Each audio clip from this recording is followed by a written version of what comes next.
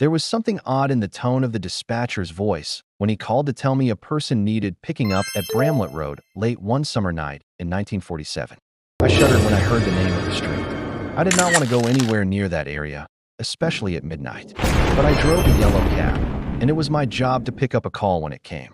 So I swallowed and headed toward Bramlett Road and the slaughter yards. I'd been out of town when the incident happened. I call it an incident, but it was murder, plain and not so simple. A fellow named Brown who drove a cab with our company was robbed and stabbed to death in his cab. Next day, a man named Willie Earl was picked up by the police the very next day and put in jail for the crime, though he denied doing it. Then a bunch of hotheads who drove cabs for our company gathered together, passed around a bottle of whiskey and talking about getting the fellow who'd stabbed Brown. One of the men went out and borrowed a shotgun, and the mob drove to the jail, grabbed Earl, and threw him in the back of one of the cabs. They pulled him out of the cab and dragged Earl to the yards. A man pulled a knife and waded into the mob with it, and Earl shouted, "Lord, you've killed me." That's when the fellow with the shotgun reloaded, and shot him. When the mob was sure he was dead, they climbed back into their separate cabs and fanned out, each heading back to the city by a different route.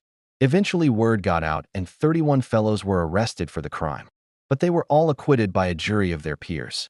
After the incident, the slaughterhouse section of Bramlett Road got a bad reputation.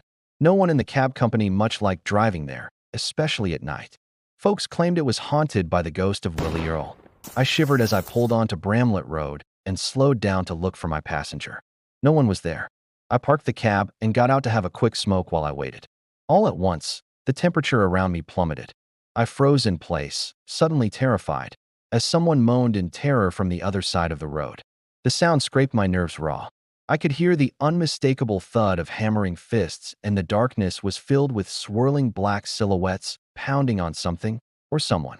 I fumbled for the icy cold door handle as a man shouted agony. "Lord, you've killed me."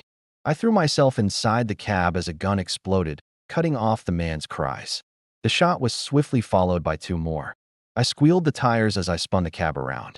A tall, battered figure that glowed just enough for me to see its lolling head. The blood-stained, dead features, the knife-torn clothes blocked the road in front of me.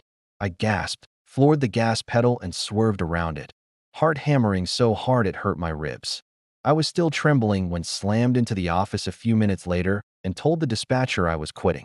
Then I grabbed my things and headed for home lickety-split.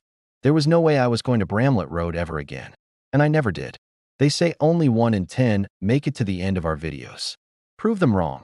Hit subscribe to show support to the channel, like and share for more.